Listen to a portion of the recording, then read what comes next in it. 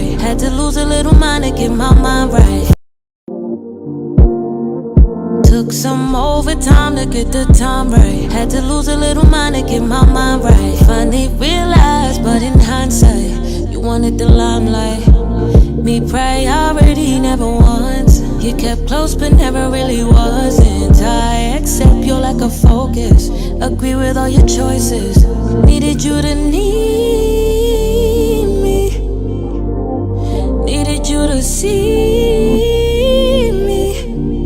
Until I found the right direction, I think my reflection would agree. Had to find a me in me. The Short Sport by K. David Jordan.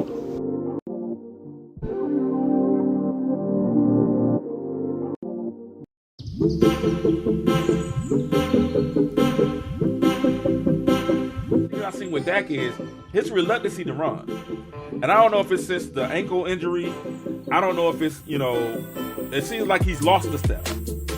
So in the red zone, one of the things that made Dak really, really in his first 3 seasons and his younger in his career, one of the things that made Dak very palatable as a quarterback was the fact that he was a dual threat quarterback. And I think since the injury, he's been more reluctant to get out and run and use his legs, especially in the goal line and red zone situation, because he gives you the option. Yard pretty much says go for it. Dak keeps up the middle. Touchdown, Cowboys.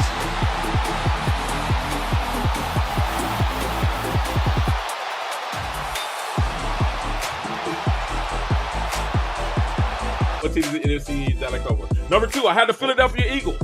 As number 2. Number 3, I had the 49ers. I know you said King, but the 49ers just beat the Dallas Cowboys. How can you put Dallas over the 49ers? It wasn't real. We just had a bad game. It happens. We have a bad game. So it happens. And I'm also counting on somebody get hurt. I wish nobody get hurt. But I'm counting on Brock Purdy hadn't played a full season. Neither has Christian McCaffrey since he's been in the league. So I'm not seeing both of those making it. Discreet about CMC's oblique. Does that mean it's more serious, less serious? What are we hearing about Christian McCaffrey, Shefty? It's not that they're being discreet. It's that's the way that Christian McCaffrey operates with injuries. He's like a military operative that doesn't ever want to share anything and doesn't want anyone to know anything about what's wrong with him. So it's going to be difficult to tell. Look, we know he's dealing with an oblique. I'm going to guess that he's going to see some specialists today. I don't think that he or they know right now whether he'll miss a game, 2.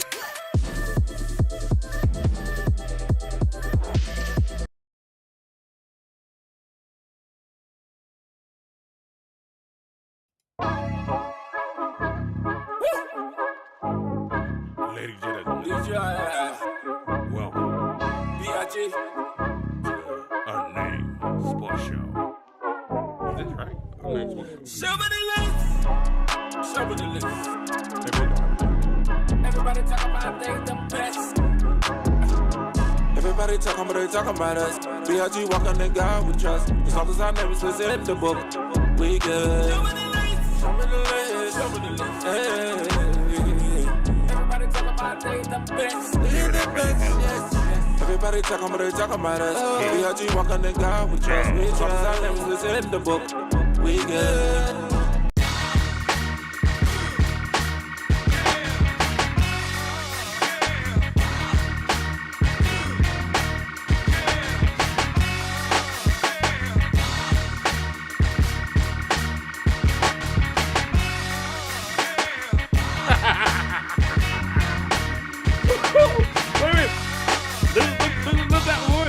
Look. Okay, do another one. Cowboys!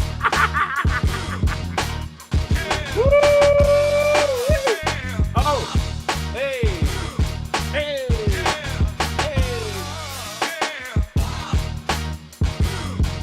I hope everybody's having a great. I hope you guys are having a great day. Welcome to the Unnamed Sports Show. It's your boy King Jordan. I hope everybody's doing. I hope everybody's doing well.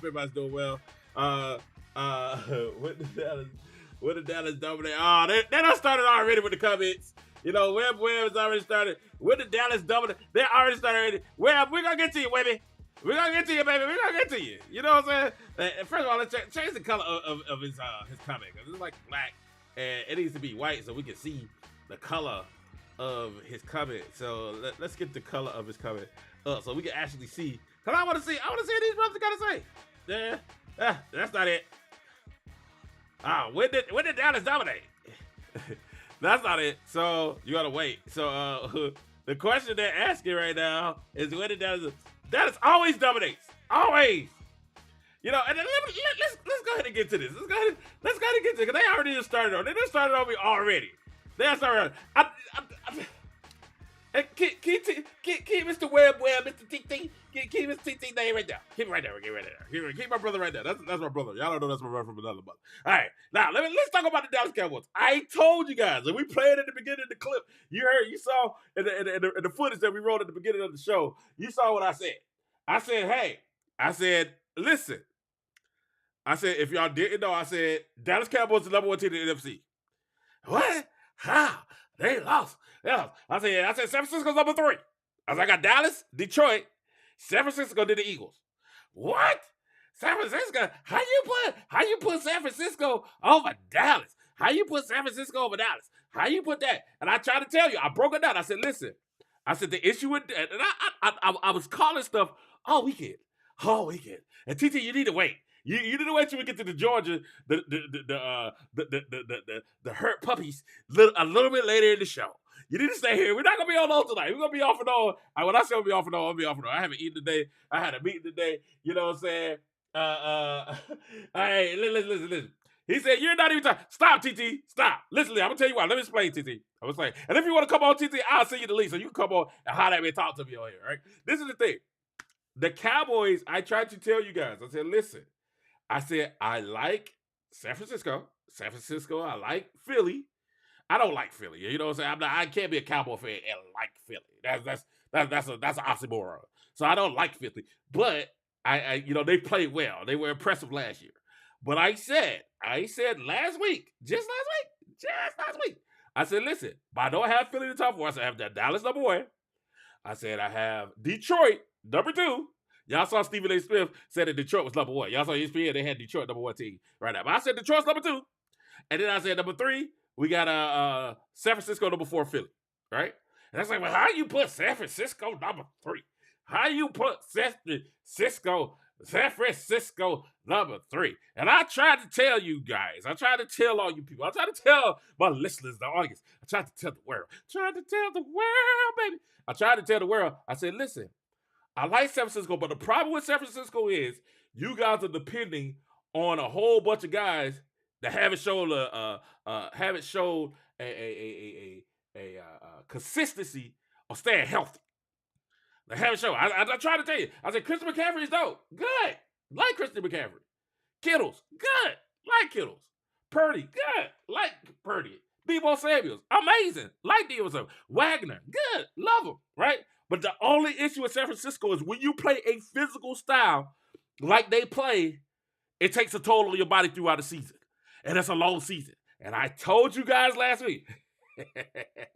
I told you guys because I know football. I told you guys last week. I said, hey, my issue with San Francisco is they look good. Everything is great.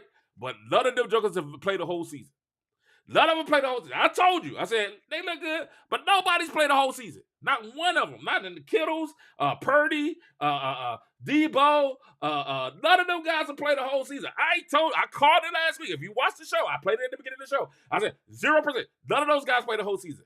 And when you play a physical, and this is the problem with Shanahan, even with the Falcons, when you play a physical style of football, unless you got them dogs, and I ain't racist, it ain't a race thing, but you know what I'm saying? Yeah, you know, San Francisco got a lot of, them guys on there, kind of like Georgia. Georgia, San Francisco. All right, we're going to get to Georgia too. But when you got, you got to have them dogs to go in week and week out. Week in and week out. And when you play physical like that, and you play these physical teams, and San Francisco has one of those schedules. Philly, San Francisco, Dallas has one of those schedules. And those schedules are every week they're playing good teams just about. Every week. That's why I couldn't put Detroit number 1. Because Detroit's playing a weak schedule. They're not playing the schedule that Philadelphia's playing.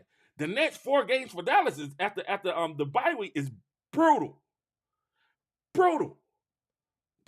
And I told you this was going to happen. I sit there and I said, hey, they play a hard schedule.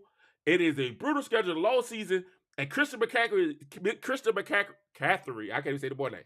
Christian McCaffrey is a great running back. He's a great running back. But the issue with Christian McCaffrey in Carolina, if you follow him in Carolina, if you follow him back in college, he can run, but he runs 110 miles per hour.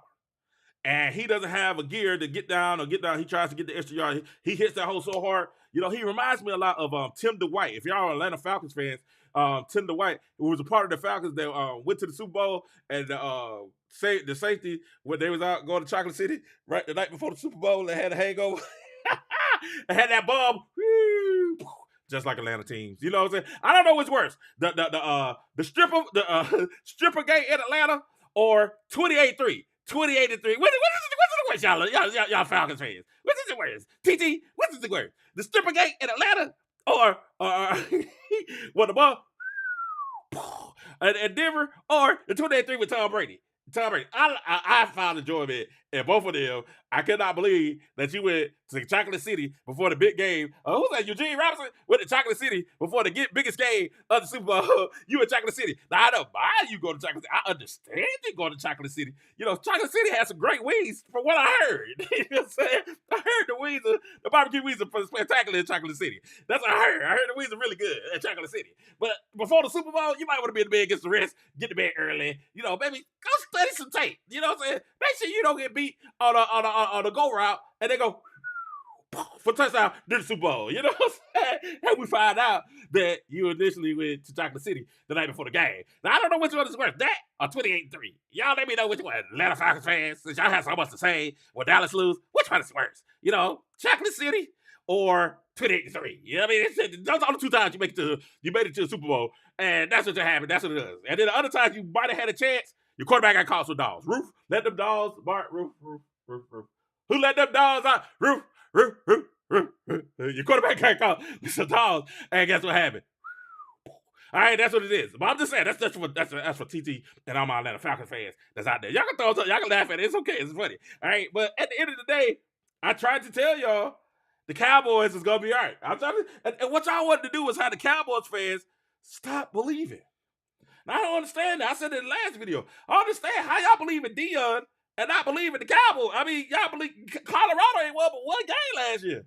And y'all like, oh, they gonna make it. I'm like, yeah, they're gonna be 4 games. 4 to 5 games at the most. Right? And right now, it looks like a pretty old point with 4 to 5 games at the most. Right? 4 to 5 games.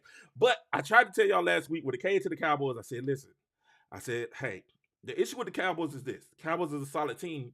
When we lost to Arizona, it was a legitimate downer because we lost Trayvon Diggs, right? So our defense was like, trying to figure it out. And then when we lost to San Francisco, we just got beat. We came in flat. We made mistakes at the beginning of the game. And with a good team like San Francisco, you can't do that because next thing you know, they dog you out and they got 50 on the board, right?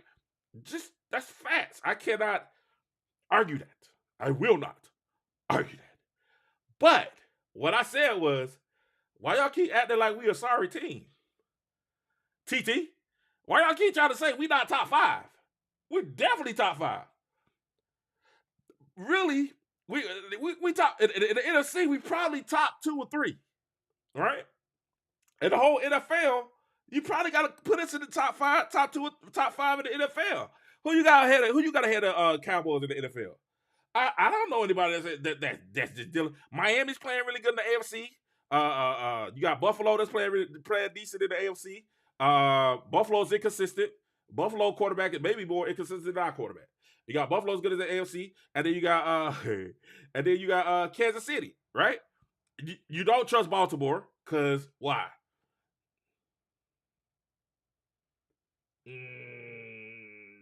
Why? Why we can't trust Baltimore? Anybody can tell me why? Why? They got that bad man at quarterback. Can't trust Baltimore because, we don't know what Lamar we're going to get. Are we going to get MVP Lamar? Are we going to get Lamar that was in the contract? What I'm saying? Was powered.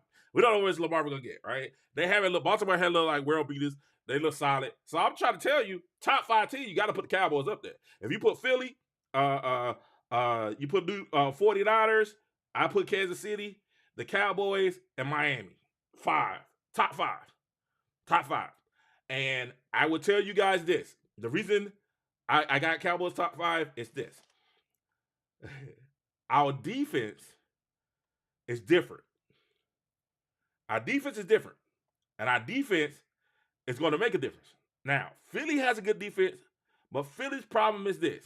I hate to say it, and I have to agree with some of the analysts that's been talking during the week.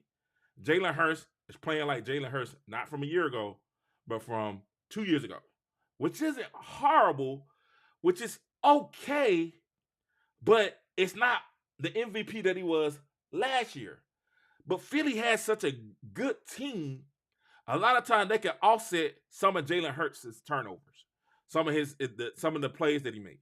And Jalen Hurts makes enough plays with his legs, that he can offset some of the mistakes that he makes. That was the issue with the Cowboys. Dak wasn't good. He said, you look just as bad as you did against the... Who? How? I'm trying to figure out how we look as bad as we did against the 49ers. We came back and won.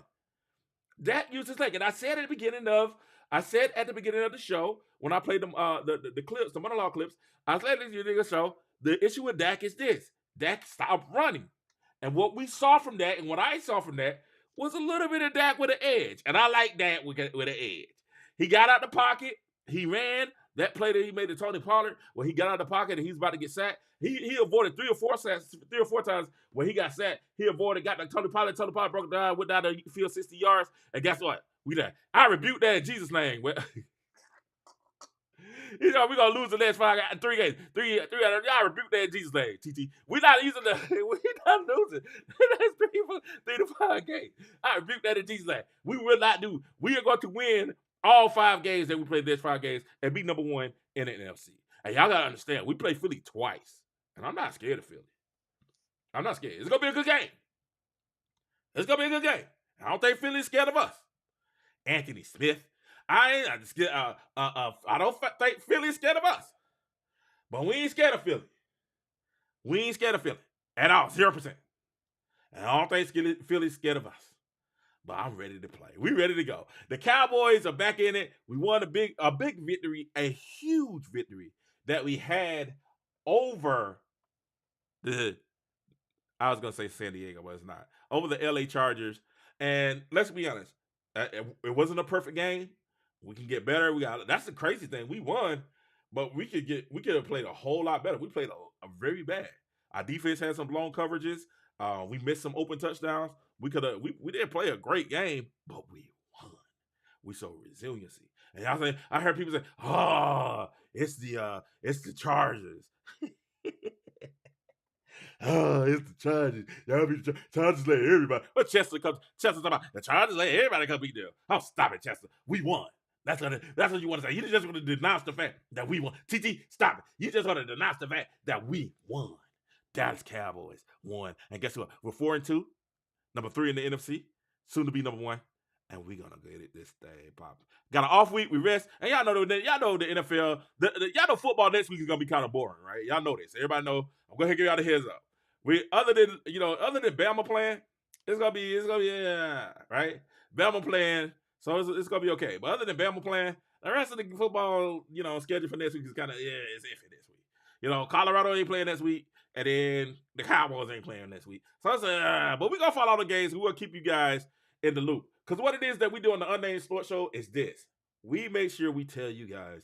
We're really, really analysts, and we really study the game, and we pay attention, and we tell you guys what's going to happen. But we're fans also, okay? We're true fans. We're not doing this for the money. We're doing this for the passion. We're doing this for the passion. And there's nobody more passionate than the Cowboy Nation. How about them Cowboys? Yes, sir.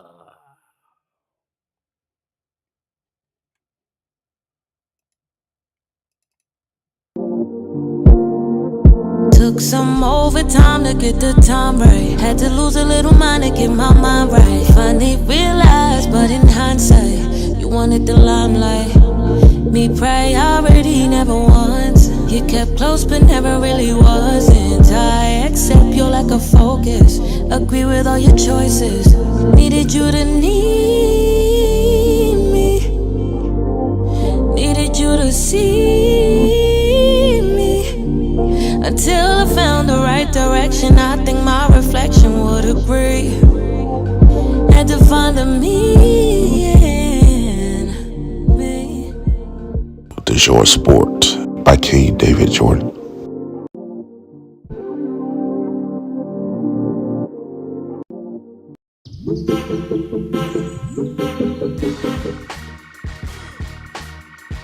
Welcome back. We're gonna be on and off tonight. It's gonna be a quick show tonight, but we got a lot of stuff to talk about. I wanted to get into this.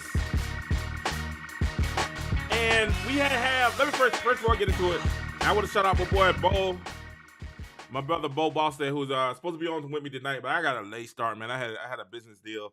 I had a business meeting, and the business meeting went over, and I had a late start, and he had an engagement tonight at 8:15, but we're going to try to get him going, coming back in. Shout out to my man Bo, man. Appreciate him so much for compassion. It's not his fault, it's my fault. Y'all know I'm always late, y'all. Y'all know I'm late. But I'm working on it. I'm working on getting on time. But I got a late start that I got in late to do it. And I started actually not to do the show, but my wife came in. My wife was like, "Come on, King, go ahead and get the show in." You know what I'm saying?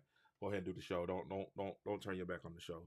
Go ahead and get the show in. So we get the show in tonight. I appreciate everybody for chilling with me. I appreciate everybody for popping in and stopping in and chilling with your boy tonight. Right here on the Unnamed Sports Show. We're gonna come up with a name, right? We just ain't got a name yet. On the Unnamed Sports Show. I want to talk about something that's kind of crazy that's going on right now. And when we look at everything, my eyes are still jacked up. That's why I have a glass on. When we look at what's going on in sports, and we see some of the things that's happening with our young men in sports, we have to kind of step back and pull things to the side. And we have to kind of throw some warnings out to our young men, because I know I got a lot of young guys from college players, a lot of high school players that follow me, a lot of middle school players, that follow me and listen to the stuff that we say. And one of the things that we really, really, really have to warn our young men about, and ladies, don't take it wrong. I already know y'all gonna say, "Oh, here we go." One thing we have to warn our young men about are the trials and tribulations of women that you have to deal with once you start getting a level of success in sports. And anytime you start to grow in success, a lot of times you have to be careful about who you pick. And this is women. And really, I told y'all before, I was talking to a billionaire, and the billionaire was telling me, and the billionaire, he was talking, not a billionaire, I'm sorry, not a billionaire. He was a millionaire. I wish he was a billionaire. I think he's going to be a billionaire one day. But I was talking to a millionaire, and the millionaire said, and this is before anything on social media, anything on that, he said, "Hey, King," he said, "your most important business decision that you'll make is choosing your mate. Your most important business decision that you make will be choosing who you are with and who you marry." Because I tell people all the time, marriage is simply a business arrangement. It's a business agreement. It's a contract, right? It's a covenant. We know it's a covenant from a religious standpoint, from a holistic standpoint. It's a covenant, but also it's a business contract. It's a business contract. And when you get involved in these relationships, men and women, you have to really, really, really go through and thoroughly vet the person you're in a relationship with. You have to vet that, men and women, on both sides. And to my guys, and because this is a situation that happened in the WNBA and the NBA, so it's both to my ladies and my guys, it's very important that you choose the right person to cultivate what you're trying to do and reach your goals. Because if they're not willing to work with you and cultivate you to reach your goals, then they're a distraction. They're a liability. Right? They're a liability. And what we're seeing, and especially now with our younger players, and with the advent of social media and the Insta model and the Facebook model, and are there Facebook models? The TikTok models. You know what I'm saying? You're seeing it, and they look good, baby. I ain't gonna lie, they look good. It look tempting. It look tempting. But you gotta vet those that you get involved with. Especially the higher up you go, the more successful you get, the more you have to vet those you're in a relationship with, those you have romantic relationships with, really those you have platonic relationships with, those you have sexual relationships with. All right, because we're forever talking about business and having business relationship and making business connections and networking and different things like that. But a lot of young men, and we're starting to see more and more, a lot of young men downfall are the romantic relationships that they have. And that's something that we have to warn our young players. That's something that we have to warn our young ladies and men, that the higher up you go, the more you need to vet who you're with or who you're dating. And with that said, it's a couple of situations. I don't know if you guys seen what's going on in the Kevin Porter what's going on with Kevin Porter situation. You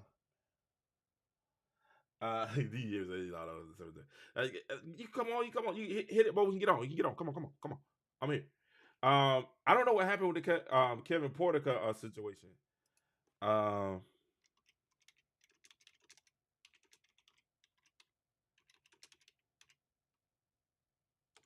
I don't know what happened. We found out what happened in the Kevin Porter situation, and it's amazing the situation that happened with that.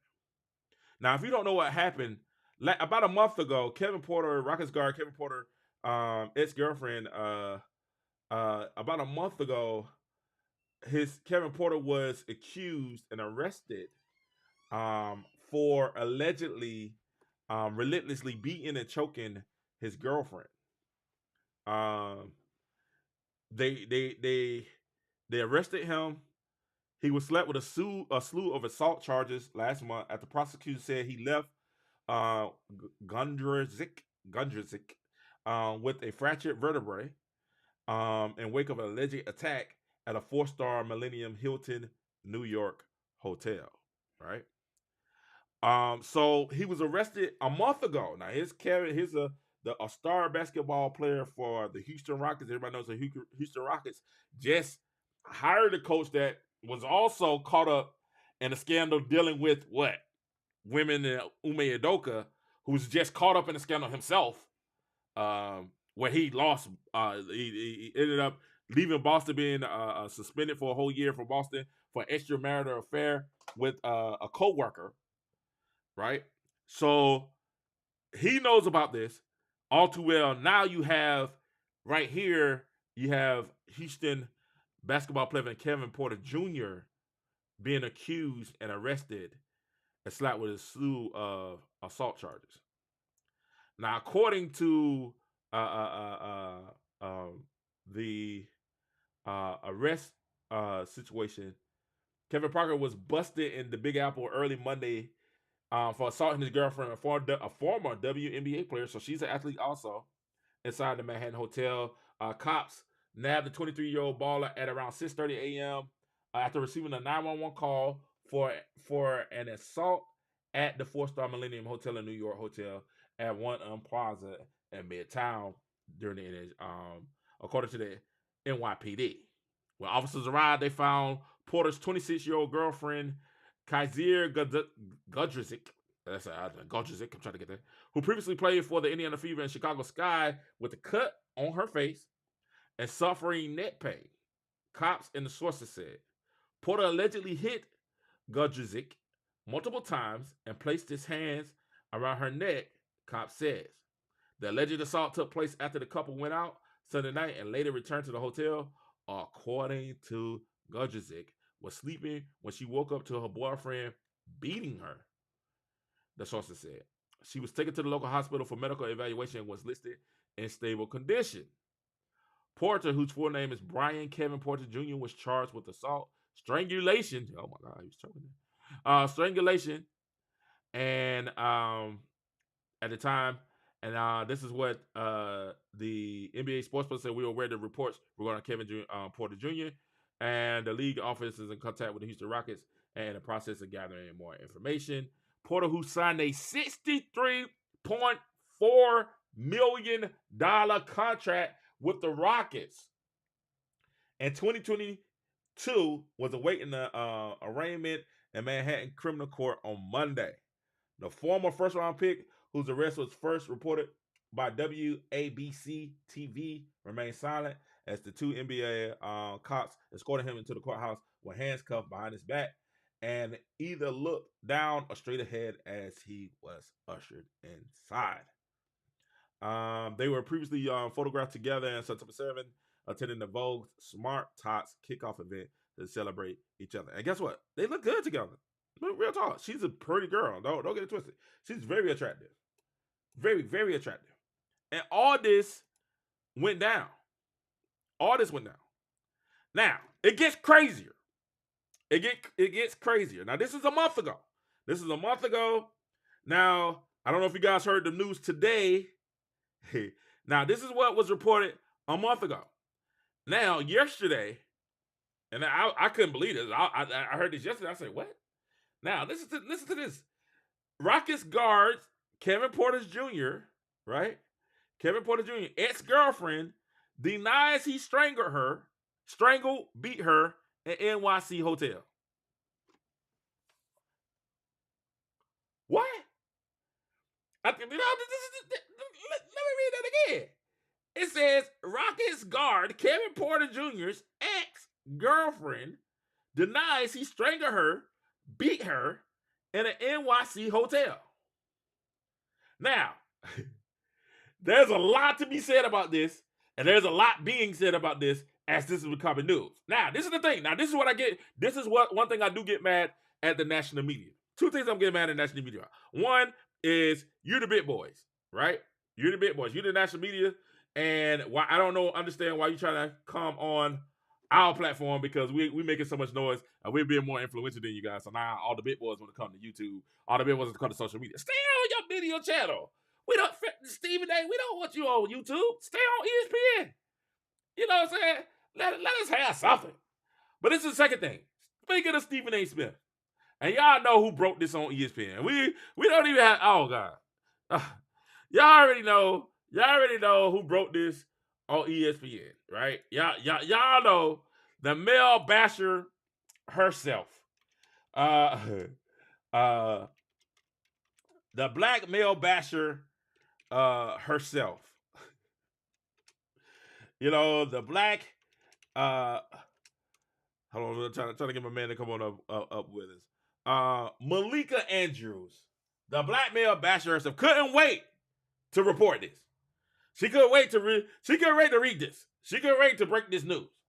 She couldn't wait to break this. This and the Charlotte Hornets guy who I think, oh my God, he's hurting my heart so bad right now. Miles Bridges, come on, man. You come on. I was so excited. They let you get another chance, and then now you get arrested again, and you're smiling in your mugshot. Come on, Miles. Come on now. We was looking for them. I was like, Miles is back. You know, him and the Charlotte Hornets gonna be back. You know what I'm saying? Him and a ball gonna be throwing them loops, and he gonna be catching them loops again. It's gonna be crazy out there. Miles is back, and then you could ever get arrested again, and then it's these men and these women. Now I don't understand what's going on. We don't either. So let me read this to you. I want to read this. Pay attention now, ladies and gentlemen. Pay attention. Then I'm gonna tell you why it's an issue going on with the young men and women that we have going on here. Listen, pay attention. Houston's Rocket guard Kevin Porter's ex-girlfriend has vehemently denied allegations the NBA player relentlessly beat and choked her during the fight in the Big Apple hotel room. Telling the Post Tuesday it's not true. Now, I haven't heard Malika Andrews and say it. Now, Stephen A. Smith said the kid should be kicked out of the NBA. The Rockets should release him, and he should be kicked out of it. That's what Stephen A. Smith said. We can roll the tape. Stephen A. said he should be kicked out of the NBA. Malika Andrews is, what you got to say about this? She's ready to report. I haven't heard them hear a word. Stephen A., how you be talking? I haven't heard you say a word. about his girlfriend coming back and refuting the story. Former WNBA player Kaiser Gundersrick, 26, set the record straight a Monday after Manhattan prosecutors dropped one of the charges against Porter, admitting the pro baller didn't break his girlfriend's neck in September 11 Midtown Hotel. She said, "My injuries don't support any of those claims," said on the interview, adding that the Manhattan District Attorney's Office and cops were to blame for the inaccuracies. He didn't hit me. Wait a minute, what? She said he did. He never balled his fist up and hit me. And he definitely didn't punch me in the face numerous times. That's a lie. I don't have any injuries to support that. Godrzik, who also shot down claims Porter had a history of abusing her, confirmed she is no longer dating the hoopster, noting she hasn't been in contact with him since the arrest because a protective order was only lifted Monday. Porter, 23, slapped with a slew of assault charges last month. Prosecutors said he left Godrzik with a fractured vertebrae in the wake of an alleged attack in a four-star Millennium Hotel, right? But Assistant DA Mariah Koster conceded during a hearing in Manhattan Criminal Court on Monday that the injury, which was since been determined to be a congenital defect, wasn't actually caused by the NBA star. Huh? As a result, the DA's office said it was Tulsa Porter's second-degree assault charge due to insufficient evidence.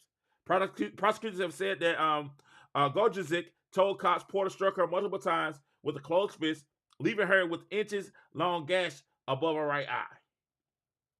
Porter then allegedly forcefully squeezed her neck and his hands, which caused her to experience difficulty breathing, redness, bruising in the neck, and substantial pain. The criminal complaint against him states. The alleged beating only ended when Guzadich, who used to play for the Indiana and Chicago Sky, fled the room and was found bloody and bruised by the hotel employees in the hall, prosecutors said. Guzadich, however, claimed that the DA's office didn't wait to interview her or to gain access to her full medical records before releasing the details of the alleged attack. It happened very fast, not to the degree of what was reported on the Post. And it was an argument that occurred in the room for even 10 seconds. Prosecutors was informed her wounds only after the cop overheard doctors discussing possible causes of her injuries as she was being treated in the hospital. So wait a minute. So you said that the cops they overheard it. They said, he strangled her. We got to get her. We have given them numerous opportunities to come clean and to fix the false information, but they have yet to do so. Gudzik said at the DA's office, "My privacy or my relationship shouldn't be publicized and catapult careers." His lawyer, Robert Harriman, added that they both liaison with the DA's office in recent weeks to clarify the record. It shouldn't be dramatized just because he's a basketball player. She is a basketball player, and they are a celebrity-type couple, Harriman told the Post. Asked if she had plans to try to reconcile with Porter, Godrzik says, "I'm not in a position to make that decision right now. I'm just trying to defend my truth and ultimately get my life back and protect my safety. This experience only happened to me. It didn't happen to anyone else," she added. The DA's office then addressed Dodgers' claims, and when contacted by the Post, instead of pointing out the outcome of the court proceedings a day earlier, Porter, who has been free on $75,000 bond, still faces charges of second-degree strangulation and third-degree assault. He is due back in court on November 27th. Right? Now, that's crazy. Now, I have so much. Listen, y'all. Y'all got questions. I got so many questions, too. I have so many questions. And a lot of people have made their own type of speculation of what's going on. So many people have speculated about what's actually going on with Kevin Porter and Doctors. Now, since that happened, y'all do know Kevin Porter is out the league.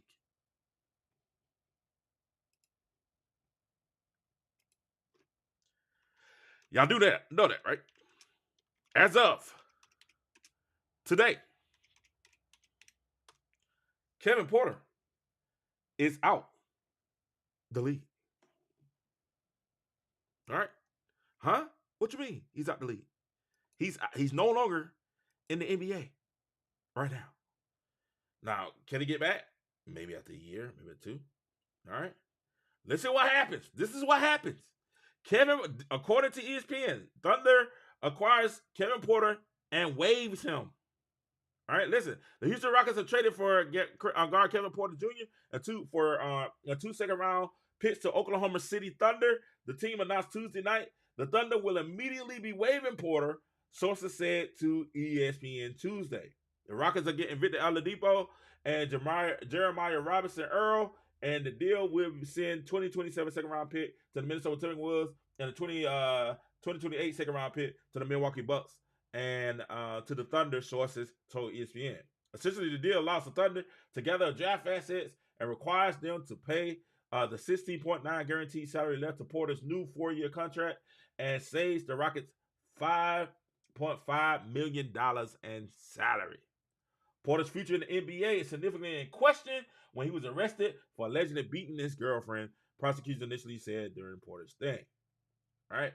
Porter signed a 4-year contract, extension worth $82.5 million last season. However, it's only partially guaranteed because of Porter's history of off-the-court issues. On November 30th in 2019 draft, after speaking to one sitting with USC, he was suspended because of conduct issues. He played his rookie season in Cleveland Cavaliers, but did not join the team next season because of personal issues. He was traded to the Rockets for a top 55 protected second-round pick in January 2021. And the wake-up shot match with the Cavaliers officials. The Thunder have amassed 15 first round and 22nd round picks over the next 7 years. Oklahoma City acquired Oladipo and also traded Miami that bought the 2 future second-round picks. Oladipo has $9.5 million on his expiring contract. Robinson Earl is gone, and Kevin Porter is out of the league currently.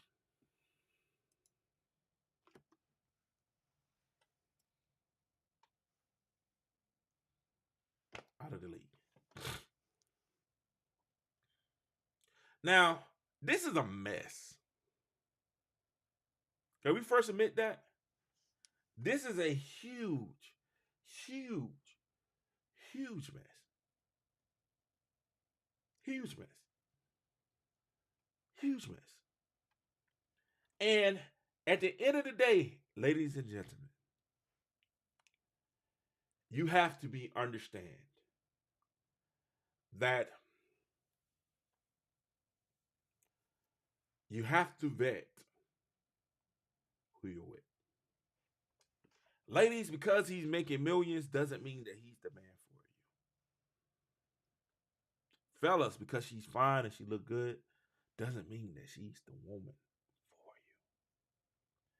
you. And each year they have a symposium for incoming rookies and NBA players and NFL players, and they talk about the trials of who you get with. I remember Dion bought in what's her name? Jenner, the one that was lap dancing Charleston White. He brought her in to talk about the trials and tribulations. She got mad because they were saying, well, hey, she warned them. I guess girls just like her. And he's like, I didn't warn them. Yes, you did. Yes, you did. You told them the game. You told them, hey, watch women like me. They look good, but they're there for your downfall. And in the lieu of the Jada Pinkett Smith, in lieu of Jada Pinkett, we're going to talk about that Jada Pinkett Smith thing. Y'all know that Jada. Y'all know that's coming. I wanted to get quiet where ain't nobody else talking because I don't want to be influenced by anybody else so I can get off on that. So y'all know Jada Pinkett Smith is coming. Y'all know that it's coming. Y'all know that's coming all day, every day. In lieu of Jada Pinkett Smith, this is a mess, y'all. And the NBA, and fellas, let me say something. We've always said that the United States system has never been innocent until proven guilty, right? It's been guilty until proven innocent.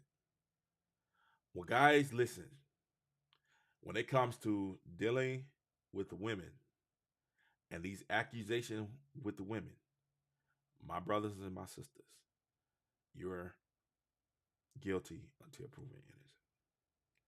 And even after you're proven innocent, that residue stain possibly is still on you. Look at Jonathan Majors. They've moved Jonathan Majors' case 3 times. And you still have people saying they should cut him out in the Marvel movies. The lady had the woman has skipped the country. And they still saying he should be in Loki. Look at Kevin Porter Jr. Her girlfriend. The issue I have with this, and the same thing I had with Nia Long.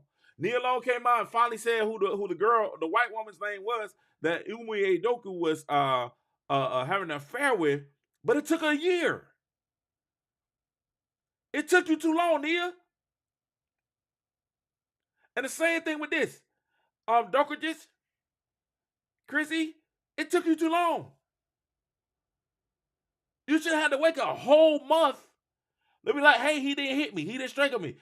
It done went through social media and they've already said he's guilty. And you got to watch those who get in their feelings and they get into a pettiness that's ridiculous that costs you milk. You got to watch who you get with. That costs you millions. And I told you 3 videos ago, if they're a lot of God, they're a lot of you. If these women are a lot of God, they're a lot of you. So you have to vet the person you want. And even after you vet them, that doesn't mean that they're always going to be on the up and up.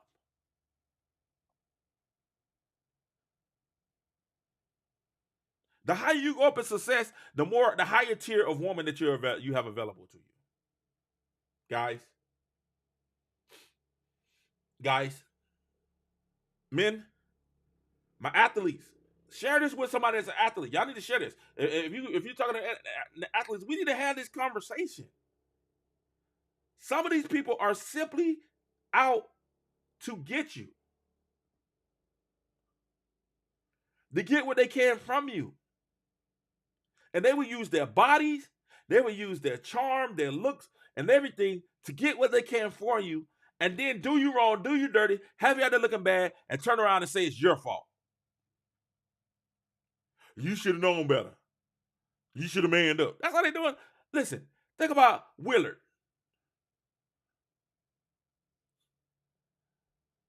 Willard Carroll Smith. Think about Willard Carroll Smith and Jada Pinkett. You know what's actually women saying? That it's Willard's fault. They're right. I ain't mad at the single mothers for saying that. The Single Mothers Club is saying that it's Willard Carroll Smith's fault for staying with Jada Pinkett. And they're right. They're right to a certain extent. Because what happened to Willard? Willard got caught falling in love with Jada and her looks and the obvious of what Jada was. And guess what happens? Now, he's Willard. Now, Kevin Porter Jr. is out of the league. And he just signed an $80 million contract less than a year ago.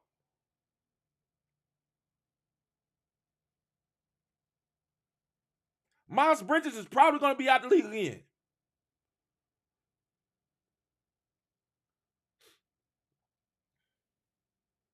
Because we didn't formally vet who they were getting involved with. And the women didn't vet who they were getting involved with.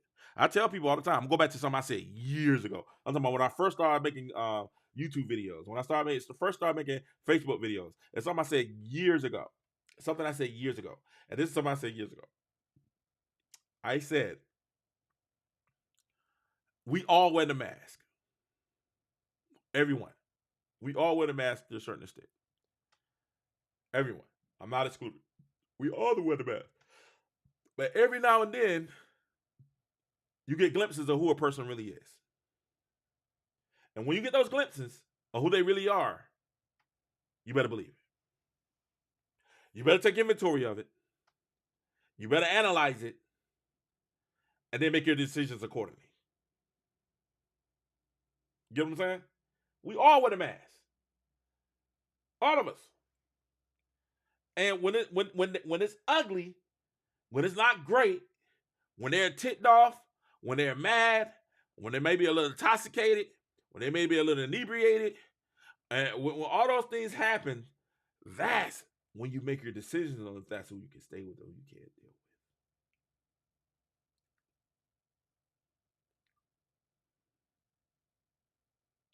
That's for women and men. Somebody should have liked that. That should have got a heart right there. That should have got a heart there. Because at the end of the day, that's the only way you can tell.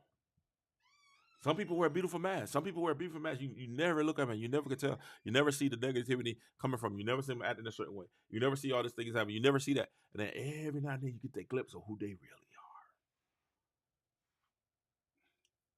are. Every now and then.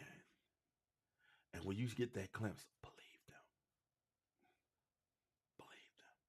How do they act during their worst? How do they carry themselves when things are going bad? When they're upset, when they're angry? How do they treat you when they feel secure? That's very important. Do you feel like they're disrespectful? These are things that you have. Are they violent when they get upset? Girl, I can change them. Many women tried and they failed. All right? You got to vet these players. To my athletes, to my male, female, y'all got to vet who you're in relationships with. Your most important business decision is who you marry, who you get in a relationship with. That's your most important business decision. All this other stuff, but who you marry and you get a relationship with is your most important. And what we don't want to do, and this is what everybody got mad at me for talking about kid from Memphis. Everybody, John Morant. Everybody got mad at me for talking about John Morant, right? Everybody got mad at me for talking about John Morant. And I'm like, yo, I like John Morant. I just don't want to see him lose millions. I think he's amazing. I don't want to see him make bad decisions. Neither do I want to see my kids make bad decisions. My students, I don't want them making bad decisions. So who you involve yourself with, who you make as your mate, who you choose, vet them very seriously. The higher you up you go, the higher caliber of woman, but also the higher caliber of manipulator, of hustlers that you deal with.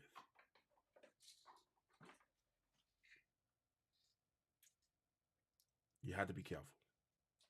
I hope this work out for Kevin Porter Jr. I hope he learns a lesson. I hope other NBA players, I hope other athletes are paying attention to how this is happening and how this is going to affect and how this can affect them moving forward and how this can affect their money. That generational wealth that we keep talking. We hear people talking about generational wealth. That generational wealth that we keep talking about, how this can affect their generational wealth. We'll be back. We're going to end the show, the last segment. We're going to talk about how them hush puppies are going to be really, really, really, really hushed coming up. Where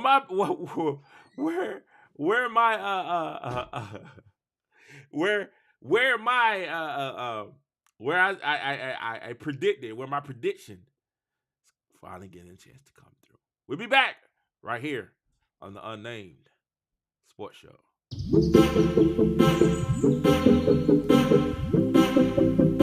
The thing I've seen with Dak is his reluctancy to run. And I don't know if it's since the ankle injury. I don't know if it's, it seems like he's lost a step.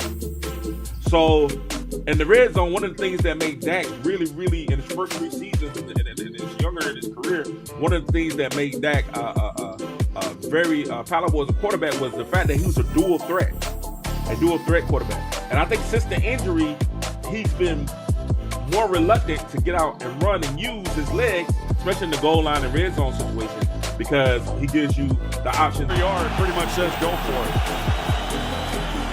Dak keeps up the middle. Touchdown, Cowboys.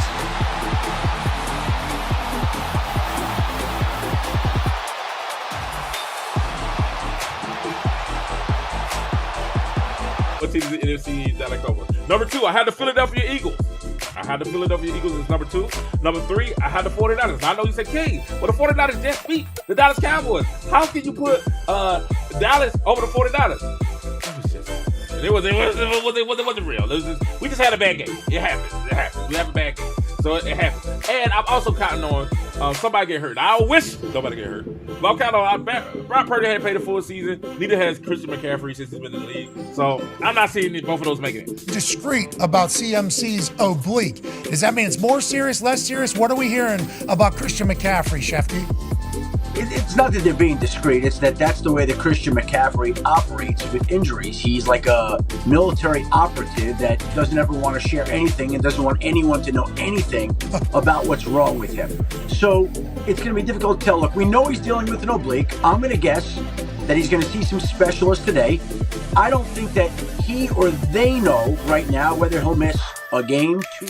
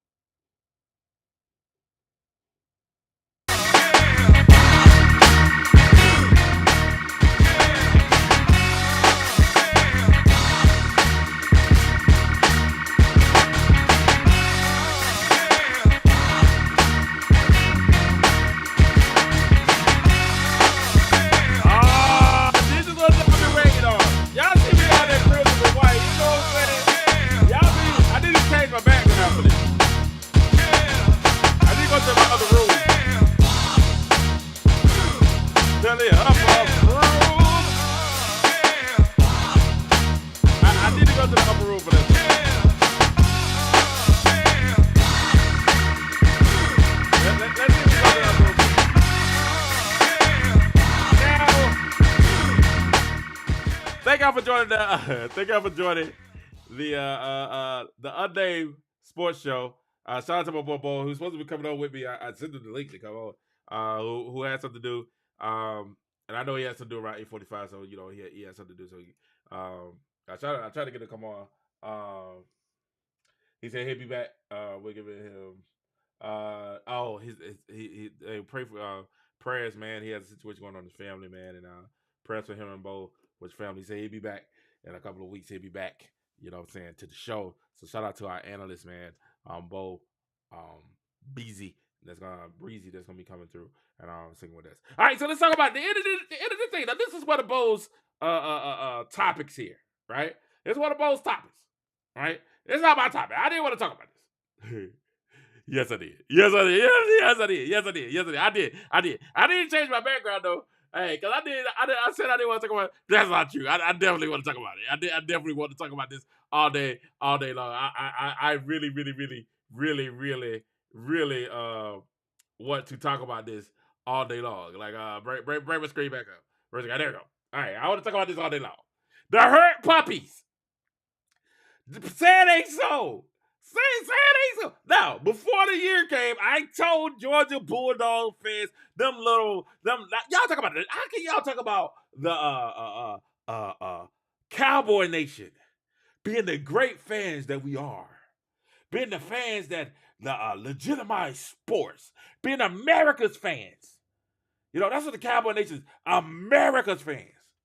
How y'all talk about us being bad and delusional? And the Bulldogs have won a couple of championships in a 100-year history. And y'all like, oh, they're the best team since Alabama. Stop it. You guys ought to be ashamed of yourselves.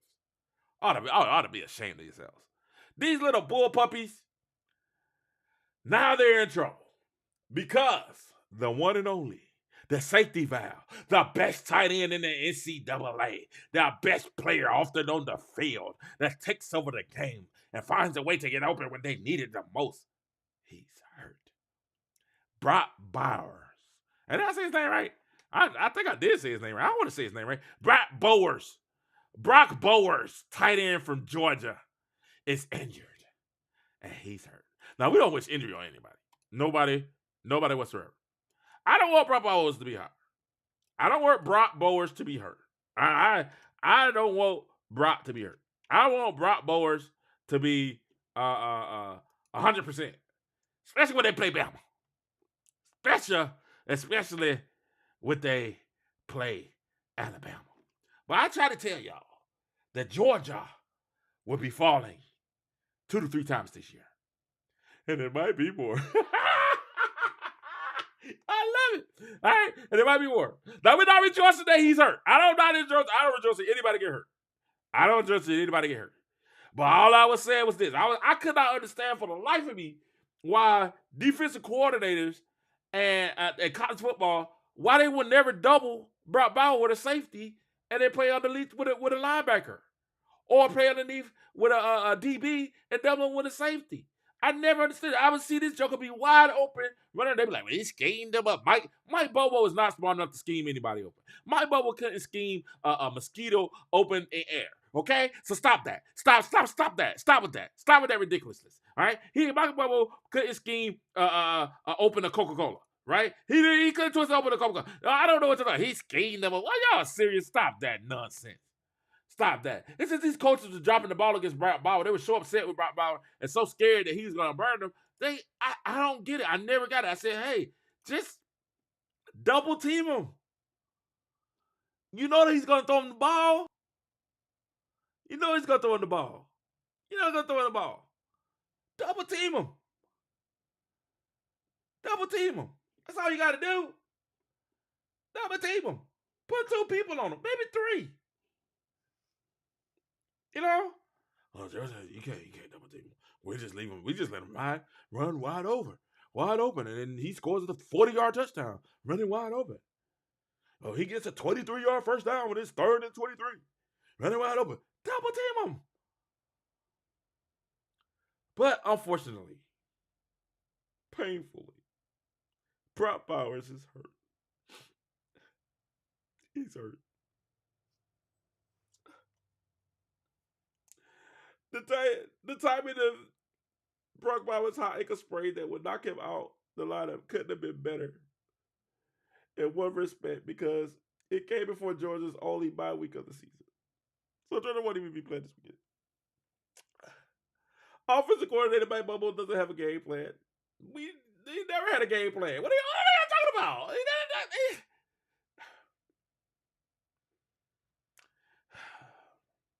They say that Mike Bobo doesn't have the game plan for the opponent this Saturday. So there's time to retool after losing one of college football's best players.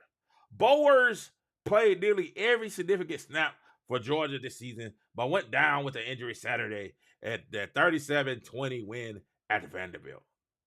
On the other hand, the timing of the injury, considering what's ahead, is daunting because it would be the biggest test the Bulldogs could possibly face and put in jeopardy Georgia's 34 game.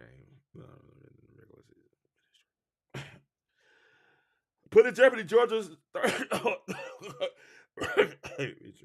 as the team chases its 3rd straight playoff. Who cares? With Georgia foot, how would they do without Brock Bowers is the question. That's the question. How would they do without the best tight end in college football? That's what y'all call it. The best tight end in college football and Brock Bowers. How would they do without him? Will they win? Or will they do what King Jordan predicted and lose? TT, they gonna lose. I wanted to be healthy when they lose because now Georgia got an excuse. When Georgia lose, they got an excuse. Oh, when we wasn't 100%, we didn't have Bowers.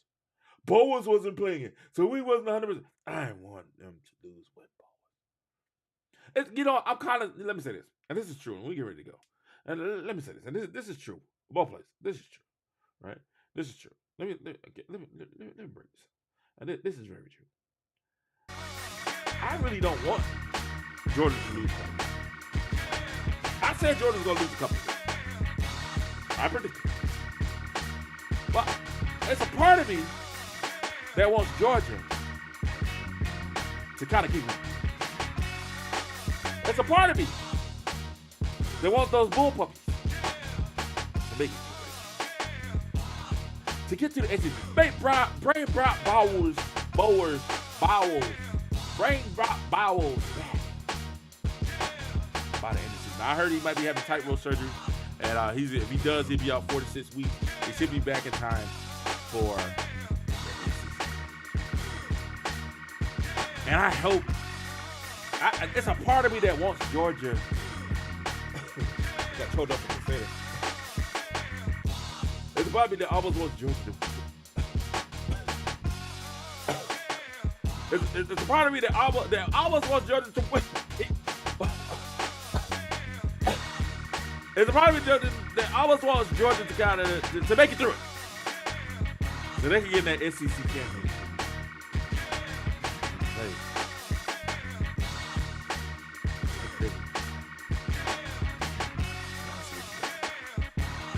I got the Cowboys in the back. They put them in line. You know what I'm saying?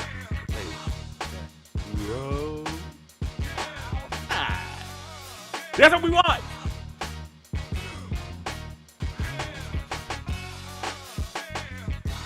All the talkers, all the TTs, all the Terrence Thomases, all the huge Georgia fans, all the Antoine Lloyds, all these Georgia fans, all of them. And we hear all that talk about Georgia being the new Alabama, and Georgia being the new standard in college football. Kirby Smart being the new best coach. We hear. So it's a part of me that wants Georgia to...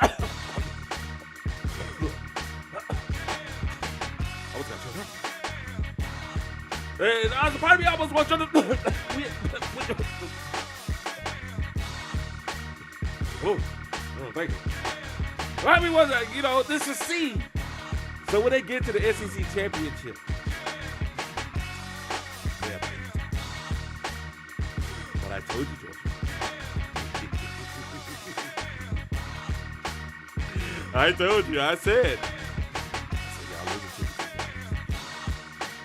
to me. We won 36 in a row. We won 36 in a row. We don't won 36 in a row.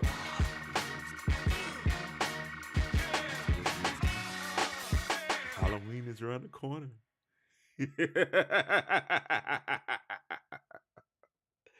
And I want you guys to be ready to take that defeat. I am King Joe. Thank you guys for watching the Unnamed Sports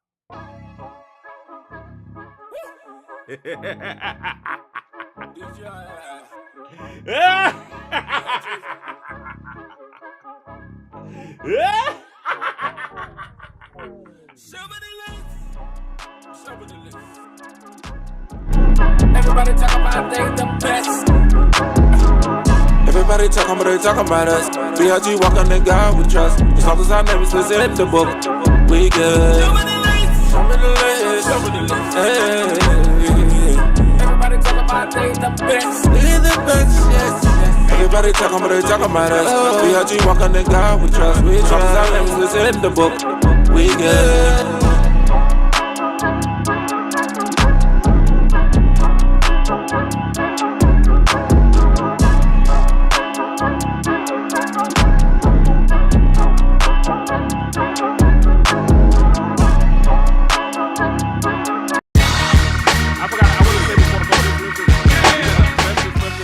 Special edition of the Unnamed Sports Show coming up very soon. Special edition.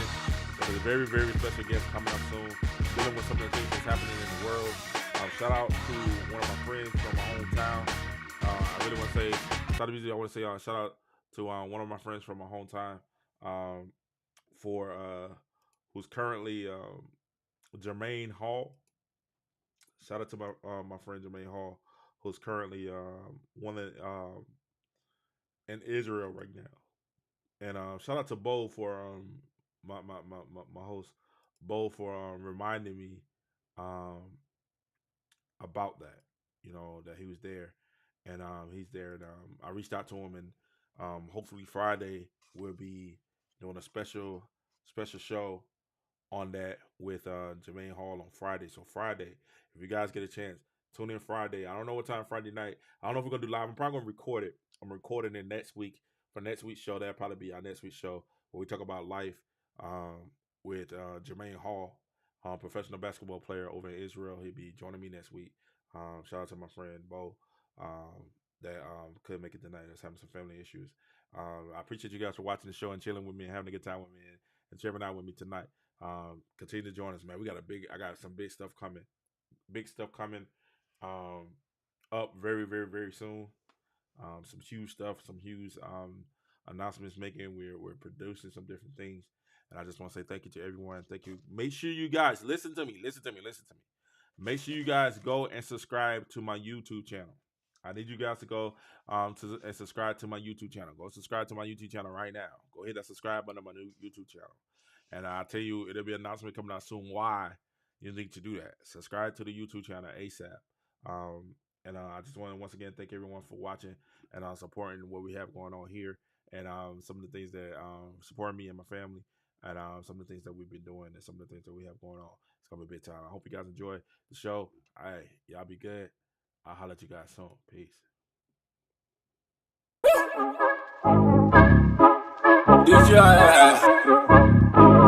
B.I.G.